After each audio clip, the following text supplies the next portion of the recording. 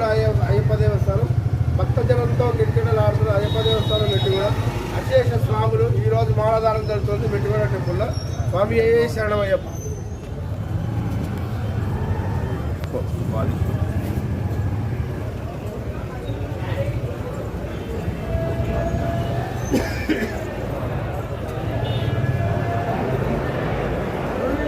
ఈ విధంగా కనీవి నీరు కానీ తక్కువలో తక్కువ 2500 నుంచి 3000 మంది స్వాములు మాలదానం చేస్తున్నారు. బుధవారం పర్వదినం చేసుకుని స్వామి శరణం అయ్యప్ప శరణం, స్వామి ఏ శరణం అయ్యప్ప శరణవర్షం మారుమవుతుంది అయ్యప్ప దేవస్థానం. మాలదానం ఇట్లా జరుగుతుంది ఈ విధంగా.